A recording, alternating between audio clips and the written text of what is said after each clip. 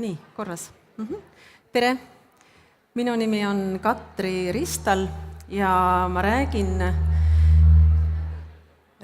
nüüd Ingridi ja Karita jätkuks sellest, kui sa oled ära sünnitanud ja mis võib siis juhtuda sinu elus siis, kui saabunud on beebi. Ja sinu elus on need esimesed imelised 90 päeva, kui sa oled kodus või võib-olla oled sa ka haiglas oma beebiga. Taustaks nii palju, et mina ise ei tegele oma elus või oma tööelus rasedatega ega last ootavate naistega.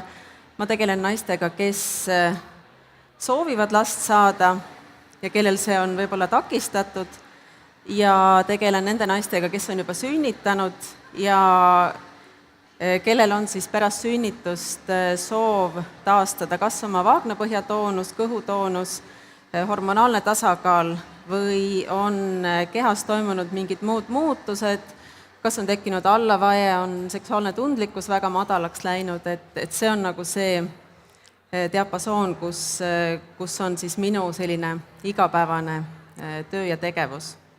Nii, aga kui see laps on nüüd sündinud, siis tavaliselt mis naistega juhtub, on see, et muidugi sina võid minna sinna kõrvale, eks ole. Et siis juhtub see, et sul 5 aasta pärast on selline laps kodus. Et siis ühesõnaga see, kuidas sa saad hakata valmistama ette ennast esimeseks 90 päevaks, on juba siis, kui sa last ootad. Kõige olulisem naise jaoks on aru saada sellest, kes ta ise on, et tema sees kasvab uus elu ja kohaneda selle rolliga, mida see uus inimene tema ellu toob.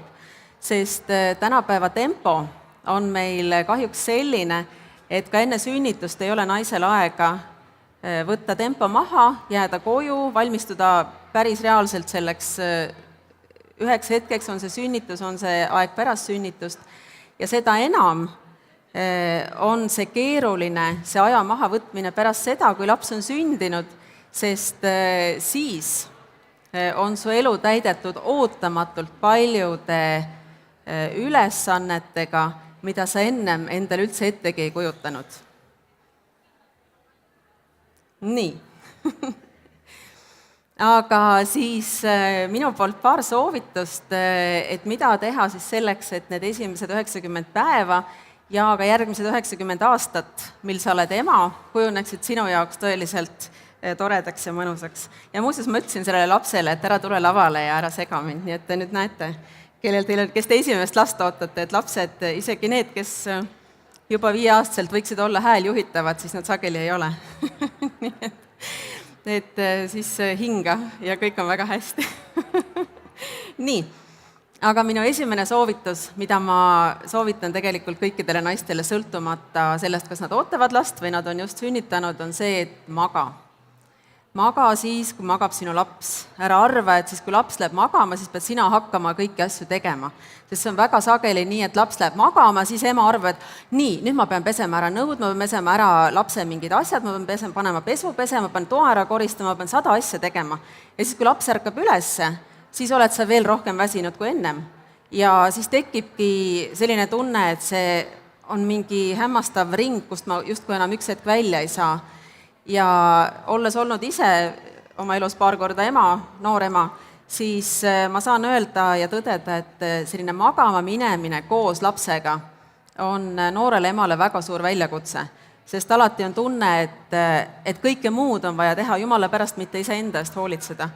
Aga see, millega Karita lõpetas ennem, on see, et palun sea iseennast esikohale, sest kui sinul on hea, siis on sinu beebil hea ja on sinu perekonnal hea, sest sealt edasi tulevad peresuhted sinu abikaasaga, partneriga, sinu vanematega, värskete vanavanematega, kõikide sõpradega.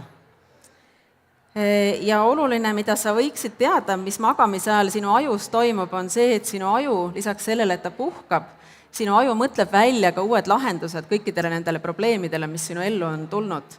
sest loomulikult lapse sünd toob meie ellu väga palju uusi asju ja siis me satume vahest nagu kuidagi murelikuks või paanikasse, et mis ma teen. Kui sa lähed magama, sa tõused ülesse, tundub, et see polegi enam nii hull. Nii et mine ja maga. Ja miks veel magada on see, et üks teema ka, millest ma pärastpoole veel natukene räägin, on rinnapõletik. Et rinnapõletik väga sageli, ütleme, et väsimus ja kurnatus soodustab rinnapõletiku teket. Nii et see on ka asi, millest sa võiksid olla teadlik, miks tegelikult võiks magada, et pane omale kirja need põhjused, miks sa võiksid magada, mitte miks sa peaksid minema hakkama koristama. Teine soovitus on see, et palun söö. Väga paljud noored emad unustavad süüa. Ma saan kokku noorte naistega, küsin, ja nad näevad välja kurnata, ma küsin, millal sa sõid viimati?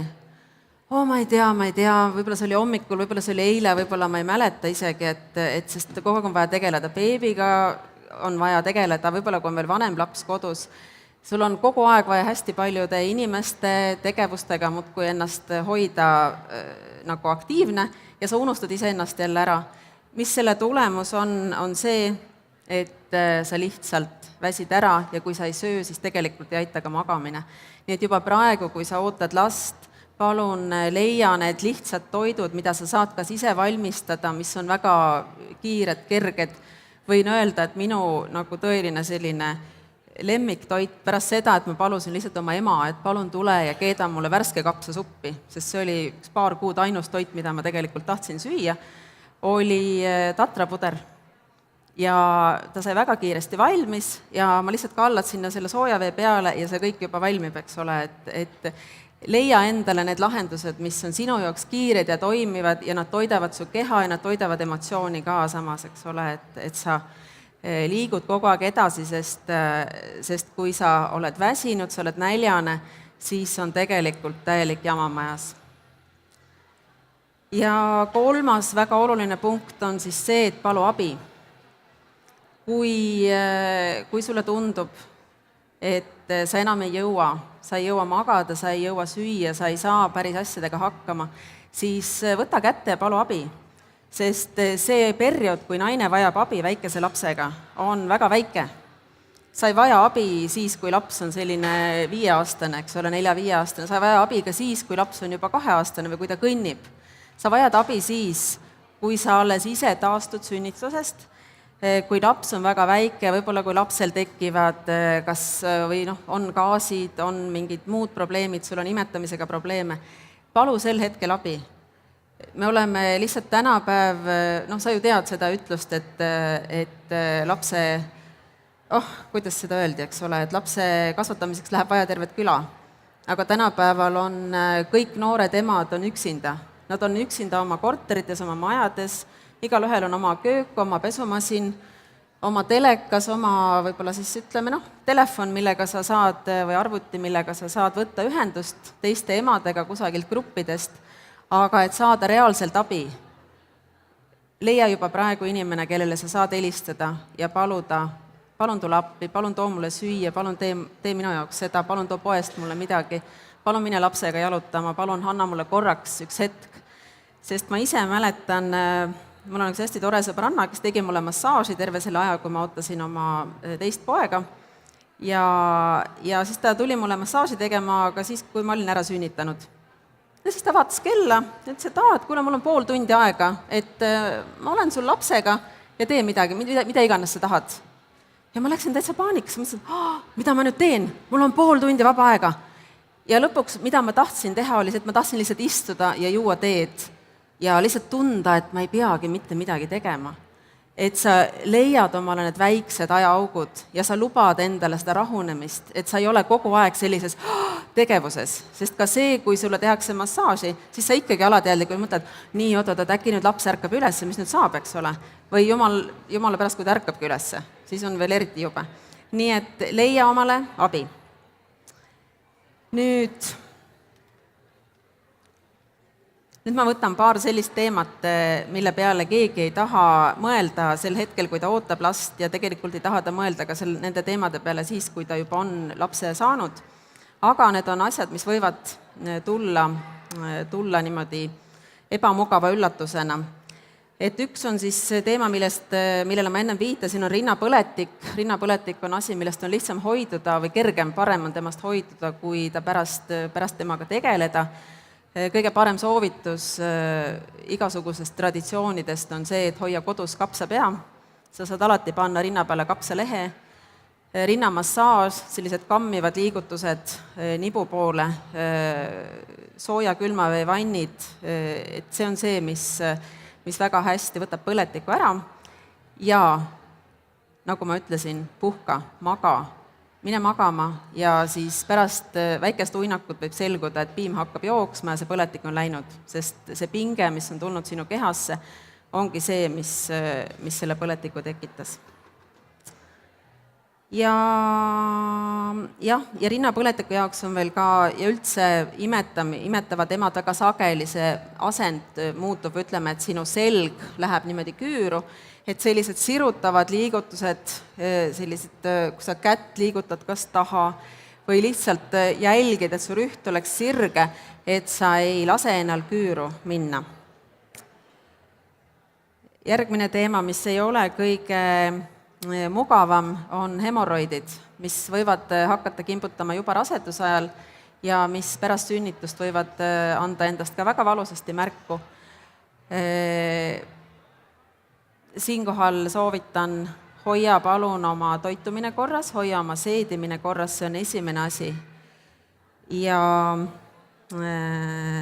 mis mõjutab hemoroide, on vaagnapõhjalihased. Kui vaagnapõhjalihased on toonusest väljas, siis on sul väga suur võimalus selle ebamugavusega nagu kohtuda.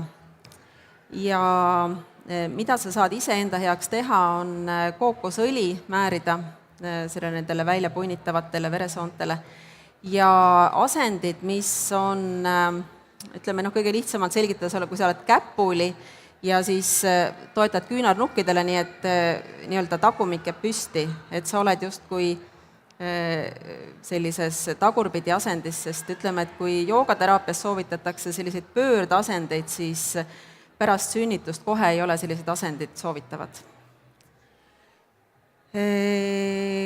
Kolmas teema, millega sa võid kokku puutuda, on sinu vaagnapõhjalihased ja nendega seotud probleemid. See võib siis ilmneda kas uriinileketena, allavajena, ebamugavustundena, sellise pingena, krampidena, valuga. Siin, ütleme, et need on need teemad, millega ma nüüd tõesti igapäevaselt tegelen. See, mida sa pead teadma, on see, et harjutamisega tuleb alustada väga pehmelt ja tuleb alustada pigem hingamisega, mitte kohe harjutamisega, sest meie keha valmistub sünnituseks 9 kuud ja ta peab ka taastuda saama. See ei ole nii, et sa sünnitad ära ja nagu väga paljud naised tormavad kohe tagasi oma endise rutiini juurde, endine trennirütm, endised harjutused, kõik. Su keha on täiesti muutunud, su keha vajab pehmust, väga lihtsaid, väga kergeid harjutusi, et ära palun Jumala pärast hakka tegema mingeid selliseid trenne, mida sa oled varem teinud, mingeid väga intensiivseid lihastrenne, sest mida sa võid teha nii oma vaagnapõhja kui kõhuga, on see, et kui seal on toimunud mingid muutused ja sa treenid neid valesti, siis need probleemid võivad suureneda, mitte ära minna. Vaagnapõhjalihaste puhul on veel hästi oluline jälgida ka oma rühti, et sa rühi puhul, et sa ei lase vajuda, sest ütleme, et kui sa oled rase ja sa ootad last, siis selleks, et seda kõhtu toetada, meie vaagen natukene liigub tahapoole, et sa lihtsalt pärast sünnitust jälgid, et su vaagen on täpselt keha all, et ta peab olema, ütleme, et kui siin vahel on meil vahelihas roiete all, siis sinu vaagen peab olema täpselt keha keskel, mitte vajuma siia ette, sellisesse lõnguse poosi, ega olema sellises pardipepus siin taga. Et seda jälgi lihtsalt, kui sa oma keha vaatad. Nii, järgmise punktina siis tegelikult siia samma juurde diastaas ja alaseljavalud. Diastaas on siis see, kui meie kõhu keskele tekib väike vahe, siin on, ütleme, meie kõhul on 2 süvalihast, sellised 2 pikki lihast siin, ja nende vahe võib rasedusega natukene venida suuremaks, see vahe võib olla siis väike, võib olla suur, rusikasuurune, ja seda on võimalik tagasi treenida ja meie lihased ja meie kõht reageerivad harjutustele väga hästi. Oluline on see, et need harjutused on õiged, et sa ei hakka tegema, igaks juhuks ära hakka tegema YouTube'i või jumal teab mingisuguste suvaliste videote järgi harjutusi, mine küsi nõu, mine kõhukliinikusse, tule küsi minu käest, või on füsioterapeudid, kes sellega tegelevad, küsi oma arsti käest soovitusi, et igaks juhuks ütleme kindlasti ära tee keretõsteid, ära tee jalatõsteid, ära tee planku, selliseid harjutusi, mis nõuavad, et sinu korsett oleks juba tugevasti treenitud. Ja ütleme siis viiendaks üks asi, mida me tegelikult keegi ei igatse, on sünnitusjärgne depressioon. Sünnitusjärgse depressiooni peamiseks põhjuseks on tegelikult kõik need eelnevad punktid ja on ka see, et ema ei jäta endale aega, ta ei luba või ta ei võimalda või ta ka ei saa suhelda teiste naistega, teiste emadega, sest see, mida on väga palju terves maailmas märgatud, on siiski see, mida vajavad noored emad, mida vajavad naised üldse, on teiste naiste seltskond, teiste emade seltskond ja olemasolu ja teiste naistega rääkimine, nende lugude kuulamine, et see ei ole nagu ainult see, et sa kuulad, et näe, tal on veel hullemini, sa pigem saad kinnitust, et ta sai hakkama sellega, mina saan ka hakkama või ta lahendas mingi olukorra niimoodi, et otsi omasuguseid noori emasid, et ära arva, et sa pead sammu pidama oma sõbrannaga, kellel ei ole last, et sa pead jätkama samasuguseid kohvikus käimisi või samasugust sotsiaalelu, nagu sul oli varem, või et sa pead postitama Instagrami täpselt samasuguseid asju, mida sa oled varem teinud, et postita sinna oma lapse varvastest pilte, et ära arva, et sa pead postitama sinna kõiki mingeid muid asju. Nii et siinkohal ma tõmban otsad kokku ja ütlen, et kui sa lubad endale puhkust, sööd korralikult ja palud abi, siis on tegelikult kõik väga hästi, sest see laps, kes sünnib, ta on nagu nii armas, et pigem hoia teda kaisus, maga koos temaga, imetle teda, et lapsed on nii armsad ja nunnud. Ja kui on siis küsimusi, probleeme, saab alati minu poole pöörduda, koduleht minaolenginaine.ee, on individuaalvastuvõtud, on kursused, e-kursused ja on võimlemistunnid, nii et olen olemas ja aitan, kui on küsimusi. Nii et aitäh minu poolt ja ilusat päeva teile!